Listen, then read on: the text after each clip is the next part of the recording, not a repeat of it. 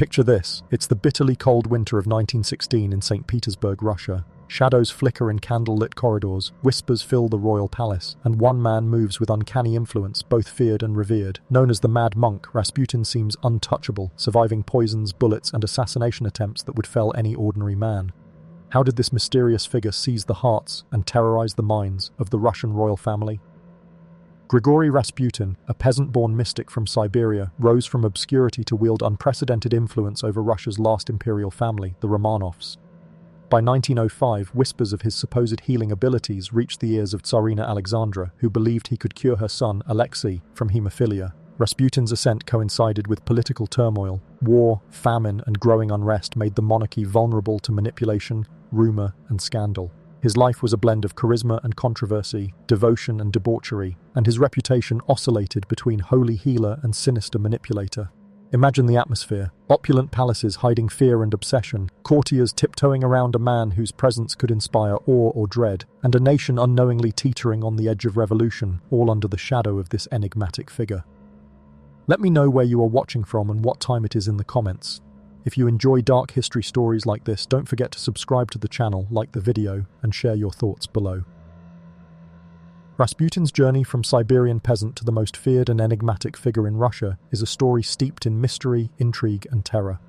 Born in 1869 in the remote village of Pokrovskoye, he displayed a spiritual intensity that set him apart from his peers. Local legends describe him wandering the tundra in solitary prayer, performing acts that villagers eyed miraculous, and developing an aura of mysticism that would follow him for life. By the early 1900s, his reputation as a wandering holy man reached St. Petersburg, where desperate members of the Russian aristocracy and clergy sought his counsel.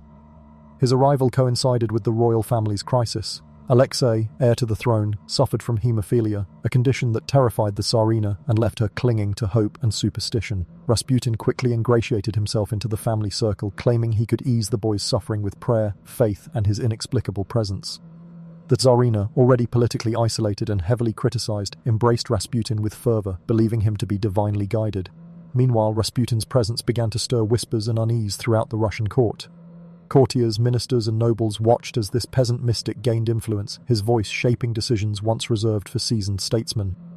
Imagine standing in the gilded corridors of the Winter Palace, seeing Rasputin pass by, his eyes seeming to pierce the soul, feeling the chill of power and fear mixed in every glance. His reputation was a paradox. Some saw a saint, others a charlatan. Some believed in his healing, others feared his manipulations. But here's the chilling part. Rasputin's influence extended beyond the palace. Ministers found themselves frustrated as policies were delayed or altered based on the Tsarina's counsel, influenced by this man who had never held office, never attended the Duma, and whose only credentials were alleged visions and healing abilities. Stories circulated of his indulgent lifestyle, of women seduced and scandals hushed, of meetings in shadowed rooms where the fate of Russia seemed to hang on the whim of a single, enigmatic figure. Yet, attempts to curb his influence often failed, either due to fear, superstition, or political paralysis. Rasputin seemed untouchable. Multiple assassination attempts were made against him long before his final night, yet he survived poisons, gunshots, and beatings that would have felled any ordinary man. Imagine the horror of the conspirators who found him alive after hours, whispering tales of his immortality, their confidence shattered by a man who defied all expectations of mortality. As Russia plunged deeper into World War I, Rasputin's presence grew even more controversial. Public opinion turned hostile. Newspapers printed scathing articles, caricatures mocked him, and yet the Tsarina defended him fiercely. Citizens viewed him as a symbol of royal corruption, an embodiment of the aristocracy's detachment, and some even blamed him for Russia's misfortunes on the battlefield and at home.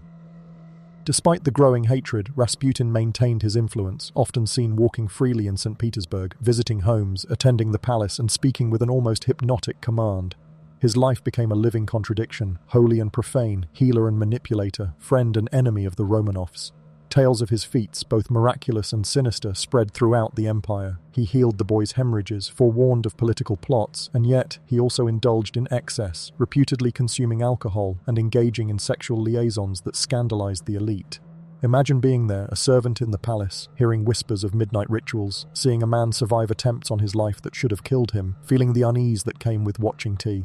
Lines between devotion and fear blur. Those closest to him reported moments of both profound insight and terrifying unpredictability. Ministers confided in him, aristocrats feared him, and the royal family's trust in Rasputin reached near fanatical levels, especially Alexandra's, who believed that without him, her son would not survive, and by extension, the monarchy itself might fall. But the dark truth lurked beneath the surface. Rasputin's unchecked influence, his very existence as an enigma, became a rallying point for enemies of the monarchy. Conservative nobles, fearing the collapse of traditional power structures, began to conspire, plotting his death in secret, using deception, poison, and even the tools of betrayal within their own trusted circles. Every night in St. Petersburg, the air carried tension. Who could trust whom? Who might act next? And what price would be paid for ambition, fear, or superstition? The city itself seemed to vibrate with unease, the snow and cold reflecting the frigid atmosphere of a court teetering between devotion and paranoia. Rasputin's life, his survival, and his influence became a living legend even before his demise, setting the stage for a night of betrayal and murder that would become one of the most infamous tales in modern history.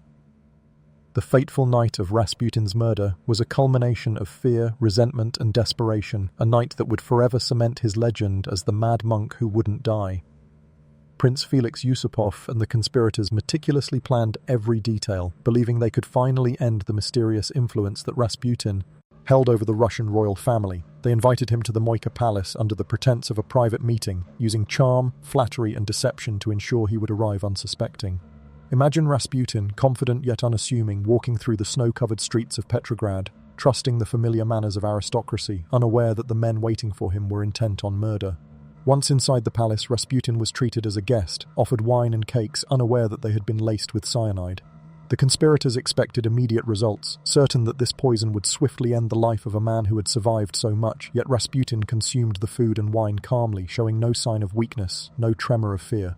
This alone unnerved Yusupov and the others, forcing them to realize that conventional means might not succeed. The chilling atmosphere in the dimly lit palace was thick with tension as each conspirator waited, their eyes darting nervously between Rasputin's calm, piercing gaze and the dark shadows of the room. The poisoned cakes and wine, they would later recount, had no visible effect. Rasputin smiled, joked, and continued his conversation as if nothing were wrong, a man seemingly untouched by the intentions of death surrounding him. Realizing the poison had failed, Yusupov drew a pistol, firing into Rasputin's chest. Rasputin collapsed to the floor, and the conspirators, initially relieved, began to relax, convinced their plan had worked. But then, in a scene that has since become legendary, Rasputin rose again, staggering through the palace corridors, defying every expectation of mortality. He bled, struggled, and yet moved with an eerie resilience, forcing the conspirators into a state of panic and disbelief. The bullets that should have killed him failed, and Rasputin's eyes, wide and almost supernatural, met theirs with an expression that seemed to defy death itself.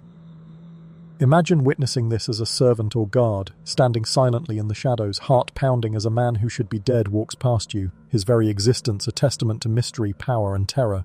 They chased him through the hallways, firing repeatedly, but Rasputin continued to fight against the inevitable, a relentless force of life even as blood flowed from his wounds. Each shot seemed only to delay the moment, each attempt on his life contributing to the myth of a man who could not die. Finally, with desperation overwhelming them, the conspirators bound Rasputin, placing him into a waiting car, and drove him to the banks of the icy Malaya Nevka River. Even then, he was not dead. The icy water itself would be the final instrument of his demise.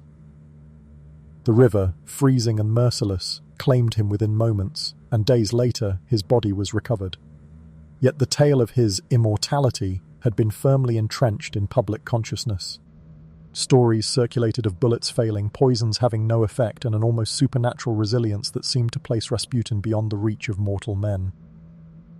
The psychological impact of these tales rippled across the Russian Empire. Citizens, already disillusioned with the monarchy, saw Rasputin as a symbol of corruption, superstition, and the mystical power that influenced decisions at the highest levels of government. The Tsarina mourned deeply, her trust and faith in him unshaken even as the monarchy crumbled under the weight of scandal, war, and economic strife. The palace itself became a stage for a drama of fear, faith, and obsession, where the line between devotion and terror blurred completely. Courtiers whispered in corridors, fear mingled with awe, and ministers maneuvered cautiously, aware that Rasputin's shadow still loomed over the decisions of the royal family.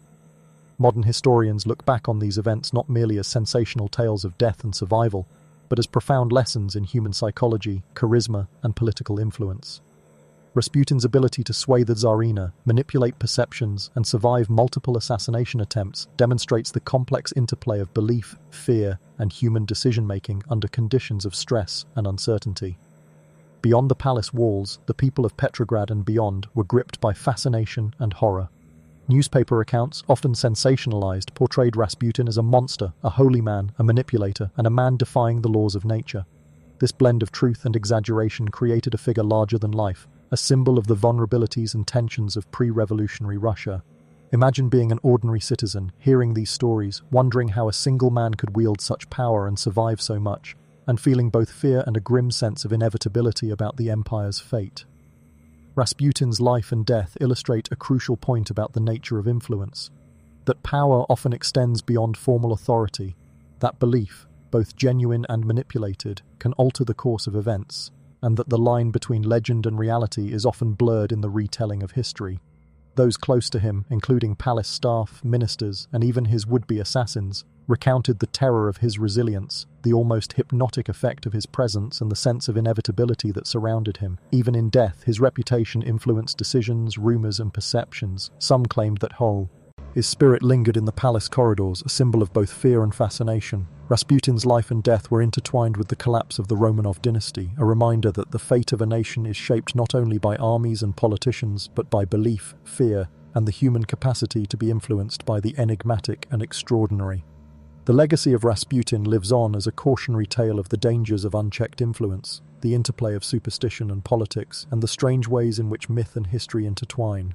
Imagine the discussions that took place in quiet corners of the palace, whispers about his survival, speculation about his powers, and the terror of those who realized that even death had not claimed him in the manner they expected. Rasputin's life was a complex tapestry of devotion, fear, cunning, and mystery, and his story continues to captivate because it embodies the extremes of human belief and vulnerability. In examining Rasputin, we see a man who rose from obscurity to command influence through faith, charisma, and an uncanny understanding of human nature, whose death, violent, improbable, and legendary, only served to cement his place in history as a figure whose story defies easy explanation, a man who would not die and whose legend continues to haunt the imagination to this day. Rasputin's life and death leave behind a haunting reflection on the fragility of human institutions and the power of belief. A man born in a remote Siberian village rose to influence an empire on the brink of collapse, using nothing but his charisma, mystique, and understanding of human nature. His story reminds us that influence does not always come from titles or armies, but from the ability to inspire fear, devotion, or hope in others. Even in death, Rasputin's legend shaped the course of history, altering the perception of the monarchy, fueling public unrest, and leaving an enduring mark on Russian culture and memory. His survival against seemingly impossible odds became a symbol of the unknown forces, psychological, social, and spiritual, that govern human affairs. As we reflect on his life, we are reminded that history is not only written by victories and wars, but also by enigmatic figures whose presence challenges our understanding of mortality, power, and morality. Rasputin's story is a cautionary tale about the intersection of superstition, politics, and human vulnerability, a chilling illustration of how one individual can change the trajectory of a nation. If you found this story compelling, make sure to subscribe to the channel, hit the bell icon to never miss an episode, like the video, and share your thoughts in the comments about which type of dark history stories you want to see next. Where are you watching from, and what time is it right now? Let us know below. Your engagement helps us bring more immersive stories just like this.